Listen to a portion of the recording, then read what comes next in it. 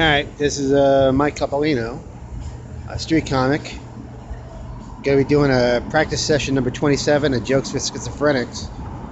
I'm using a new phone right now, so I don't know whether it's gonna pick up or not. It's my old Chinese phone that I got off for $40. It's an illegal phone, so I don't know how good this is. Anyways, hey, I'm Mike Coppolino when I look like I smell. I look like I smell. I look like drugs. Alright. It's a good joke. Is this working? Alright. It's almost working. People keep telling me I live in a bad neighborhood because I live there. It's actually not true. I actually live in a bad neighborhood. But it's only because they sell baseball bats at the liquor store. Alright. Oh. I gotta adjust to comedy mode. I guess all caught in my hair and everything. Jesus. Alright. So if you're like me, you have athlete's foot. And you know it. Like, you know you have athlete's foot. Because it takes 2 weeks to cure athlete's foot if you use the cream and everything. And that's unreasonable to somebody with athlete's foot. Like, you don't have to be an athlete to have athlete's foot. You just have to not care. And that's like me. I don't care. I don't care about having clean feet. But it takes 2 weeks to cure athlete's foot if you use the medication. It's stupid. Nobody with athlete's foot is going to do that. So I propose they put nicotine in the athlete's foot medication. You know, that way all the people who used to smoke can get addicted to having clean feet. Thank you. Alright. So what's the worst thing about doing cocaine in a bathroom? Worst thing. You have to smell everything twice as much. Nah, actually, it's not seeing your kids on the weekend. That's the worst thing about doing cocaine in a bathroom. Alright. Actually made a person pause. That was pretty good. With the athlete foot thing. I had to do it twice. Oh, God. So I bought a calendar for 40% off. You know, I thought I was getting such a great deal. I was in this New Age bookstore. So I bought this calendar, and I brought it home. And when I got it home, there's only 7 months in there. Yeah, there was only 7 months in the calendar, so I got what I paid for. I couldn't even complain about it. That joke is because I'm cheap. Thank you. So I was talking to my financial planner the other day. Speaking of sight gags. I was talking to my financial planner. Anyways, after going over the books, we decided my best option for retirement would be to take enough drugs to hallucinate a condominium. You know, take enough drugs to hallucinate a condominium. And that way I could sell the condominium, I could buy more drugs, and I could hallucinate a 3-bedroom house with a swimming pool. Yeah, it seems like a great plan. Seems like a perfect plan. Only trouble is, every time I meet this financial planner, we do all the drugs, and his office is still a coffee shop. His office is still a coffee shop. So I'm like, I don't get it. I don't get why this isn't working. You know. But I think we have a problem here. I think we're doing it wrong. Why don't we just take enough drugs to hallucinate more drugs? Why don't we just do that? That eliminates a middleman. He said we shouldn't do that, but I did it anyways, and now I live in Greeley. Thank you. Hello. Alright. So, let me think what I'm going on here. Oh, God. Jokes. You know. I was doing knock-knock jokes. I mean, knock-knock jokes are pretty primitive. I like doing them sometimes, but, I have a knock-knock joke. Knock knock. Who's there? Reverse mortgage. Reverse mortgage you? Reverse mortgage, why am I knocking on this door? This is my house now. That's the type of knock knock joke I do. I do jokes involving the door. I know how to do a knock knock joke for a tweaker. This is a knock knock joke for somebody on meth. Knock, knock. Oh no, somebody's at the door. Quick, hide the foot fetish magazines. That's what I think about, you know, sometimes. This is horrible. This is horrible. Why did I even like start doing this?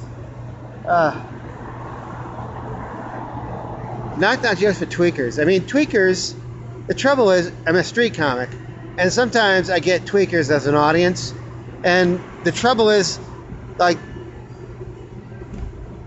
their thoughts like outrun the setups, and then they get to the punchlines before you get to the punchlines, and then when you tell them the punchline, they don't get it because they couldn't understand it because they were too busy listening to their own punchline, and they just don't agree with you. They think it was like some sort of psychic connection that was missed, and that's the trouble like telling jokes to like tweakers.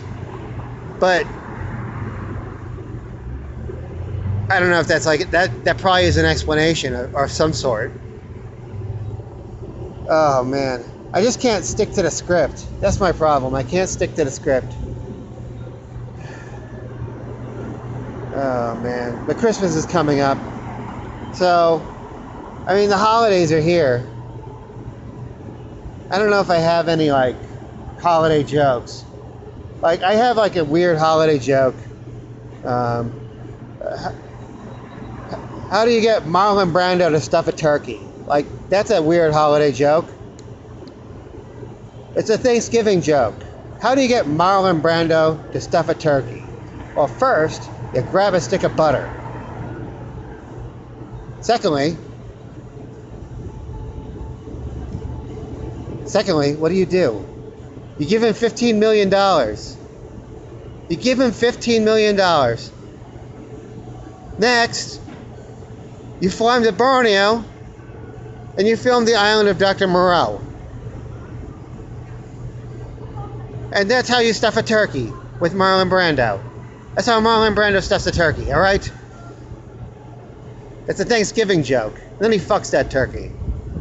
That's the Thanksgiving joke, too. It's a Marlon Brando joke. Oh, man. I think the most accurate, like, Christmas story is The Grinch Stole Christmas. It's the most accurate one. Because, you know, the Grinch steals all your stuff and then gives it back to you. It's not actually really the story of Christmas. It's a story of working 40 hours. Like, everyone gets that for Christmas. Alright, that's an accurate Christmas story. You know, I was watching, like, It's a Wonderful Life the other day, because it's on now. And, you know how Clarabelle, like, saves Jimmy Stewart from drowning, and then he, like, shows him, like, what life would be like if he didn't exist at all? Well, I was watching that movie the other day, and I started thinking, what would life be like if Anthony Kiedis had jumped off the bridge instead of just writing a song about it? What if Anthony Kiedis had jumped off the bridge instead of just writing a song about it? I mean, we'd probably all have flying cars by now. Wouldn't we? Wouldn't the future be much better? Like, there would be like, you know, an athlete's foot medication that worked after one application. Like, that would be in there in the future. Oh. That's a Christmas joke. Right? It's kind of a Christmas joke. Oh, man. I've been trying to get junkies to think that bed bugs will get you high if you smoke them, if you're a junkie. What was that? It's complicated. I've been trying to get junkies to smoke bed bugs for like 5 months. Because I want junkies to think that bed bugs store heroin in their exoskeletons. And I just know they'll do it if I like tell them like strongly enough, like that's a real thing. Like it's not a joke, you know, it can actually happen. You know? And that way maybe like junkies can like, you know, clean up their own shit once in a while. You know? When they run out of heroin, they have something to do. Oh, I can smoke all these bed bugs. I have a huge stash that'll get me over for a few days. I wish that would happen. You know, I wish junkies would just convince other junkies that smoke bed bugs. Like their own bed bugs. And then that'd be a new source of income. Like for all like the OxyContin addicts. from all the Oxycontin addicts. All right, I'm sorry. Fine, I'm sorry.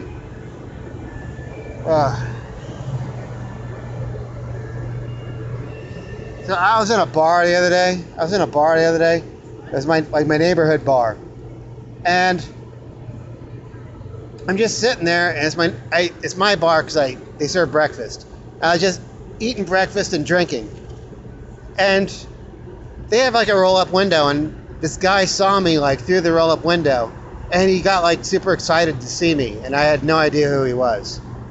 Like he just knew who I was immediately. And I just thought he had seen me somewhere, like being famous. So he walked into the bar. He just walked right into the bar. He walked right up to me. He says, "Hey, I can't believe you're here. I saw you last night peeing in a police car. And I saw you peeing in a police car. You're peeing through the window of the police car. Yeah, you're peeing all over the guns. I saw it. It was during the riot last night. You were there." And I looked at him and said, "I'm sorry. I mean, I'm flattered, but you got the wrong guy. I mean, I didn't do that. I didn't pee in a police car last night. I was at home." He said, "Yeah, right." He got all pissed off at me like I didn't want to talk to him, which I didn't. And he just left the bar. He just left the bar, like pissed off, thinking I was a guy that had peed in a police car last night. Like, you know what that means? I mean, somebody's walking around right now, and they look exactly like me, only they're way cooler than I am. And I could do nothing about it. Like, that's a joke. Like, that actually happened. But that's a joke, too. I mean, I wouldn't do that. I mean, I wouldn't do it unless I got caught. Like, I wouldn't do it just for, like, during a riot. Like, you gotta bust me for, like, tax evasion or something. Just come to my house and give me a bunch of paperwork and say you have to go. And I start crying and pretend that I was drunk. Then you throw me in the car, and I wouldn't be able to sit up, so I lay over, and I just start peeing. Like peeing in a police car, like I was on drugs. And then I'd be crying the whole time, and you'd be telling me to shut up. And then you'd drag me out of the car, and it'd be pee all over there, and you'd have to clean it up. Like that's what I mean by But I'd be a good actor by then. I'd be spending all that money. No, I wouldn't do that. I mean, I wouldn't pee in a police car like that. That's kind of on my bucket list, but I wouldn't want to do it. We all have bucket lists. Like I actually have on my bucket list. I want to get an ass tattooed on my face. I actually want to get an ass tattooed on my face and a face tattooed on my ass. And I want to be in a freak show, and I want to just live in a pit for like 15 minutes and just crawl around naked on my hands and knees eating raw chicken, and do that for 15 minutes like a day. And that's how I'd make it in life, because retirement's going to suck. And then with all the extra money I make from doing that, I want to go back to my trailer at the freak show and catch up on all the office work I've been missing out on. Because that's how you really make a change in the world. Yeah, I want to do that too. Also, I want to make a satanic movie that gets 0% on Rotten Tomatoes. Because that's the easiest way to get into Hollywood. That's the easiest way to get into Hollywood. Because all you have to do is just hire 4 contortionists and just get them to smile. That's it. That's all you have to do. Like, be in a dark place, have have cameras, have good cameras, and be in a dark place and have 4 contortionists just do shit. And you get like 8% on Rotten Tomatoes. And that would be it. You'd be it. You'd be it in Hollywood. Until you did your next one. So I'm a life coach. I mean, I'm just saying that. I'm a life coach. I mean, I give advice. I give advice to people, Sometimes I have a client, I tell them, hey, the only thing worse than failure is listening to someone tell you how to be better at it. And then they give me money. Just being a life coach. Do you want a chuck bonus? A chuck bonus is? No, I don't. Chuck place. It's over here somewhere. The Tuckle. The Tuckle. Yeah, it's over here somewhere. I do not know. I do not know what a tuckle is. You know, I read a bingo taco. That's honky taco. Okay. With salami and chips. Oh. Actually, Oh, I was doing a joke. It was a poor one. No, see, I got like a speaker on here. So I actually tell jokes for practice. Well, I'm That's doing my the same job. thing.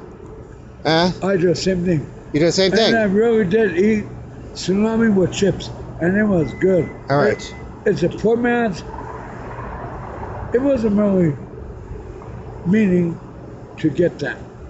I ate it because I like meat and I like chips. That's right. And it's Sunday. It's a great day for nachos. And they said, that's a poor man's.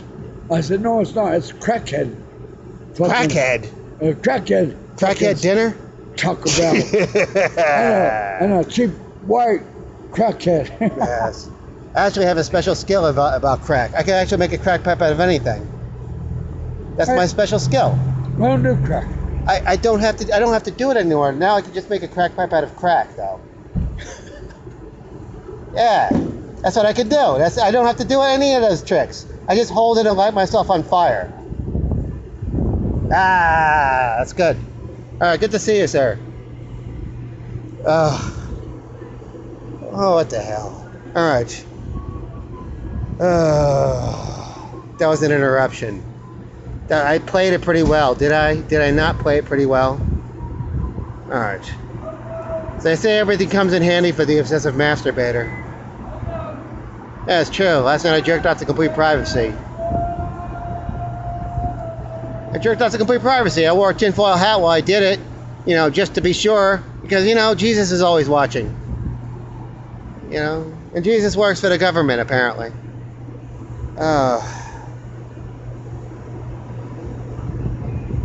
Where was I? All right. Oh, I was life coaching. I mean, I was life coaching at that moment, but I was life coaching in reverse. It was life coaching towards a suicide, like a messy suicide.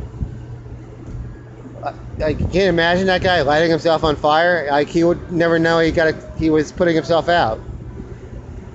All right. I should stop that. What else do I do? Oh, people are afraid of clowns now. I don't know if you know that. Yeah, but people are afraid of clowns. It's the truth. Like, they've been afraid of clowns for like 7 years. Like, ever since they ripped out all the like Ronald McDonald's out of McDonald's. That's how we knew. That's how we knew people are afraid of clowns. Yeah, they ripped out Ronald McDonald out of every McDonald's restaurant because it was scaring away kids from the food. Kids wouldn't go in there anymore. They wouldn't go in there because they liked the clown. You know, and all the ambiance of the clown and everything. Like, it had like a history and everything. So they erased history. And McDonald's replaced that Ronald McDonald's ad campaign with an ad campaign that says, "I'm loving it all the time." You've heard it. It's like, I'm loving it. They're not even going to try and bring back Ronald McDonald. He's done. Like, let Wendy's handle that. But now it's like Ronald McDonald is gone, and it's I'm loving it all the time. And as part of this ad campaign, when they changed it, this was like a real thing that happened. So it's like, now I'm like getting into reality for a second. They had this ad campaign at McDonald's where if you call your mother on Mother's Day, and you call her from the restaurant, and you tell her you love her, they would give you a free burger and fries. It was a nationally televised commercial. It was a campaign, but it was only on for one day. It was very, very unsuccessful. And can you imagine why? Can you imagine why that would be so unsuccessful, an ad campaign, to have people going to McDonald's on Mother's Day and calling their mothers, like, and then get rewarded for it with like free food? Like, what kind of calls were mothers getting from people on Mother's Day? You know, thanks to that commercial. Like, "Hey Mom, it's me, I'm at McDonald's. No, I stopped licking feet in that dungeon years ago. I'm much better now." I'm much better now. I'm actually like participating in medical experiments. Yeah, I'm like part of the team that cured Hep C. That's what I'm doing, Mom. I'm a responsible adult. No, I'm still on the dope. No, Mom. I just wanted to call you and tell you that I love you. I love you so much. Thanks for the fries. Like, those are the more sophisticated calls people were getting from McDonald's on Mother's Day. From their sons or daughters. Mothers were getting those calls. And I don't know if that's a joke. I mean, is it a joke? I don't know what to think of it. I mean, that's a thing that actually happened, though. No, I usually just go from like comedy phone to like shocker in front of like an audience. If there was a live audience, I would tell them these are gang signs. That comedy phone is like a comedy gang sign. Because you got your like pinky all out, your thumbs all up, like I have it right now. But you can go from like this sign to shocker. You can go from this sign to shocker if you wanted to. Like if you're like really powerful as a comedian, you go straight from comedy phone to shocker. Comedy phone, shocker, comedy phone, shocker. And then you have to do that in front of an audience, and then they laugh at it because they know what a shocker is. And they know they've seen you use a comedy phone. They've seen everyone use a comedy phone. I'm still holding the shocker right now. So, anyways, that would be the end of that joke. Oh, I guess. I don't know. It's a joke about marketing. Like McDonald's actually did that. Can I think of stupider things that people have done, like in marketing? I mean, I probably can. Sometimes I see the news, and I think the news is fake, you know, because people are holograms. Like, I've done acid. I've done a lot of acid. I've done acid over 250 times this year. So I know, like, what the news is all about. I know when the news is fake. I know it. I know it. Like, I saw a news story the other day where Cesar Millan, you know, Cesar Millan, the dog whisperer.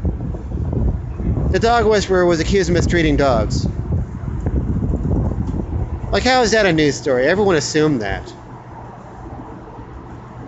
Like, everyone assumed he probably had a torture room for dogs or something. He doesn't talk to dogs.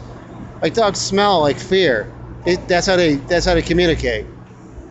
They smell you. He probably has a torture room full of dogs. And he just like gets in his room full of dogs that are scared to shitless. And runs a vacuum cleaner for like 10 or 15 minutes. You know, he chases these like inferior dogs all over the room. And chases them out of the room. Rolls around in a scent. And goes to houses. And people think he's a fucking dog whisperer. The dogs think it too. But the dogs think he's like fucking Dog Cthulhu or something. Like, that's what they would think. They would think he was like an elder god or something. Like, oh my god, what are you? Sure, I'll climb a ladder. I'll jump into a kiddie pool. I'll do some math problems.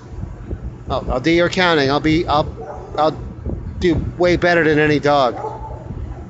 Way better than any dog. Just quit being the H.R. Geiger of dogs. I don't know if you know this, but this was for an audience of dogs. Yeah, you can probably hear it. There's like dogs barking in the background. All right, so that's great. You know, people say I suffer from depression. I don't. I don't suffer from depression. I suffer from being psychic. So last week I entered a self-deprecation contest. These are jokes. I entered a self-deprecation contest. Yeah, I didn't win and I came in first place. Alright. So me and my girlfriend got into a huge argument because we're Italian. We got into a huge argument because we're Italian. It was a terrible argument. I was just sitting on the toilet. 6:30 in the morning, reading a newspaper, preparing to go to work. And she kicks the fucking door in like she's been storing up an argument. And she's got a dead electric razor in her fucking hand. In her hand. She's pointing it, and I know it's dead because she's telling me it's dead. She's telling me there's a fucking hair in the electric razor, and it's broken it, and it's thick, and it's not her color, and she says she's accusing me of like breaking her fucking razor, her tools. I said, no, I didn't use your fucking tool. Maybe your hair is thickening up or changing color. And then we got into a terrible argument. It was like lasted like 15 minutes. It was horrible. And it was stupid because, you know, we're in love, and she knows I don't use the fucking tools to shave myself. You know, she knows everything about me. She knows I don't use those tools. I have a phobia. I'm afraid of them. Because who wouldn't be? What red-blooded American wouldn't be afraid of manscaping tools? Like, you know, I mean they have rotating heads and rotating blades. It's interchangeable heads, and they're made in China, and they're made out of plastic. And there could be a horrible accident, because I've seen a Clive Barker movie once or twice. It could just explode, you know, if it touched like my hairs, my thick hairs. And what would I say? Oh, Jesus wept, and then I'd be like that, ruined for the rest of my life.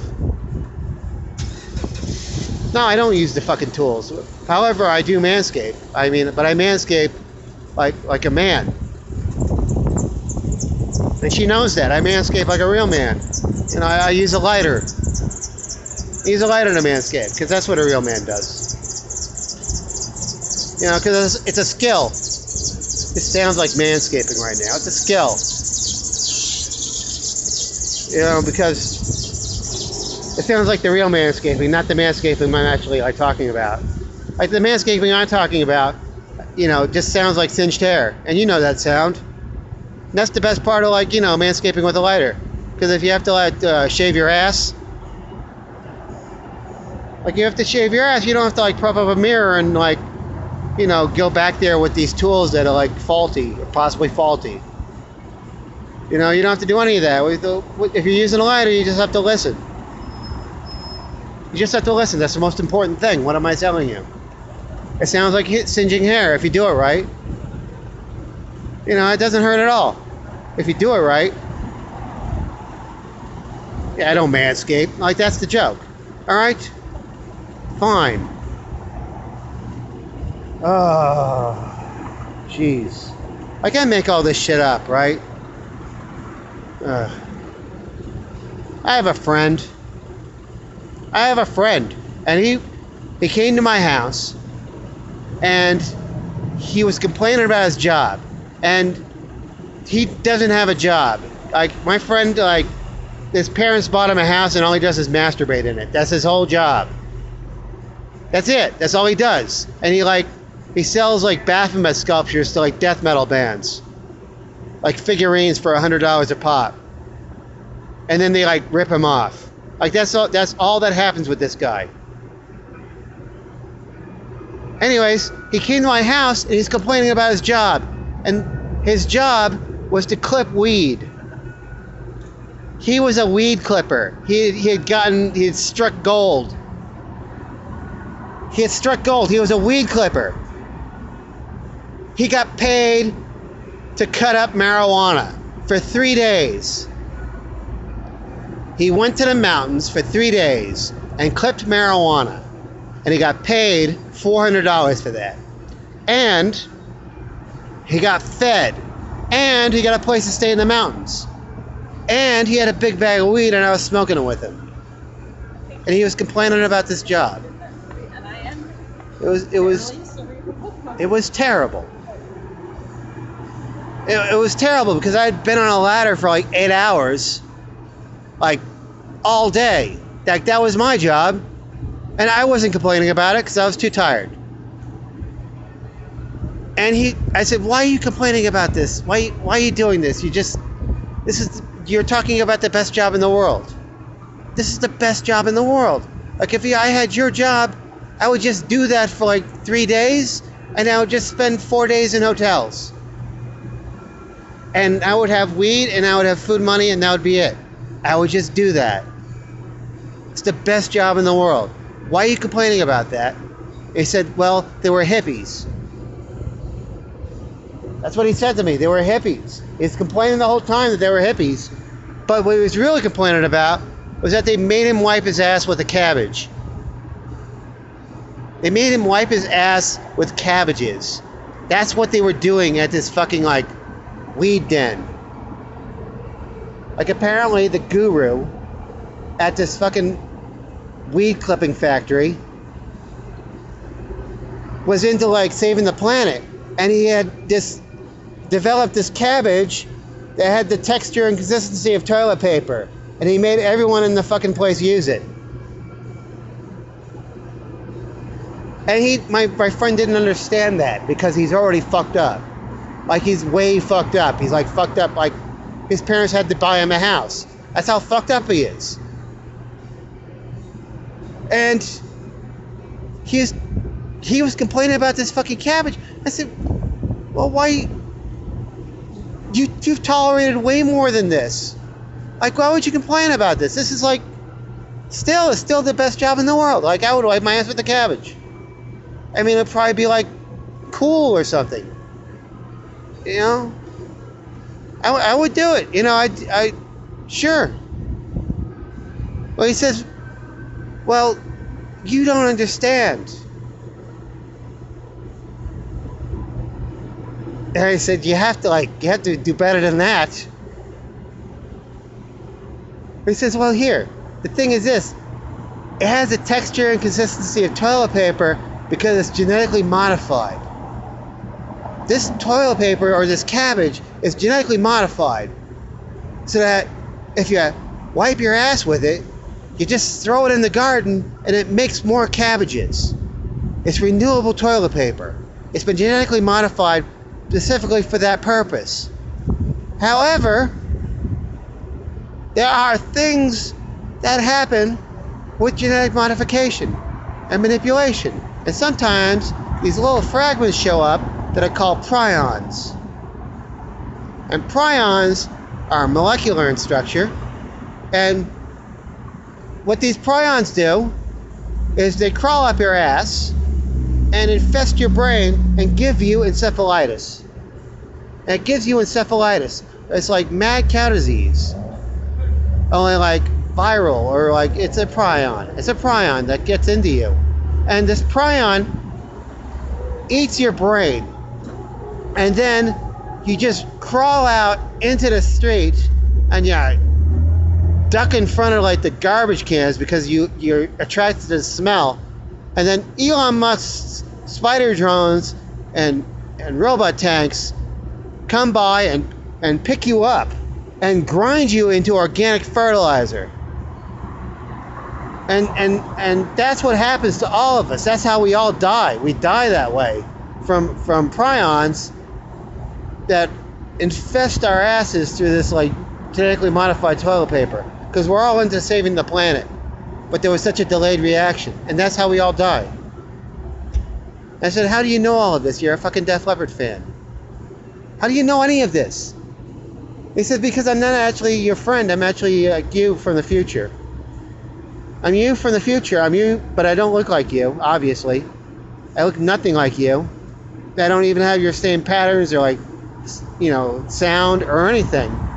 But I have all of your memories from this multiverse, like 7 years away from us. Like that's perfect diagonally from us in a multiverse like dimension. You know, multiverses are dimensionalized. But anyways, I just came here to warn you that this is how we all die, and I'm warning you not to like use this fucking cabbage. Don't wipe your ass with the cabbage. And I looked at my friend and I said, oh my god, this isn't fucking weed, this is fucking PCP. Alright, and that's the end of that joke. Alright. What else do I have left? I mean, these are jokes, right? This is all practice. Like I've just been unfocused. It's just been unfocused practice. Just me like aristocrating my way through some jokes. I guess. That's enough practice, actually. That was like the 27th session of like the street comedy album Jokes for Schizophrenics by Mike Coppolino. Like, I actually do this. I perform on the streets. But this isn't like a new phone. So it's a Chinese phone that I've I've retooled. I actually just brought it out of retirement. I had a perfect work phone and I was using that for a while. So now I know the recording is going to be shitty. And I might not even been using this like microphone. I don't know. I've just been talking. So that was shoddy. I guess that was shoddy. I don't know. My brain is scrambled right now. I've done a lot of drugs, obviously. You know. I could go on and on, but I'm not going to do that. I'm just going to turn this off and go to another show. Going to go to an open mic because I'm currently unemployed, so I don't have to go show up for work tomorrow. So I'm going to go do that. And then I have a show at the Mutiny Information Cafe on December 14th. It's like a midnight show. It's a midnight show. So it'll be like an hour. It's like 12 to 1 o'clock. I'm just going to like busk and herd drunks into the place while people tell jokes. It'll be like a marketing experiment. But that'll happen. Like, I'm actually starting to do that right now. So December 14th, you know, come see like Lily Osberg and Andy Hamilton and Dan Weflin and Jacob Jonas and Michael Jeffries and I think that's myself too. Like, I'll be there too. So that'll be happening. So if you want to see that like at midnight, we might even do encores if people are into it, because that's how I have it going. But that's gonna happen. So I don't know, show up for that. It's like a regular show. Anyways, that's been my time. I've been Mike Coppolino, and have a great night.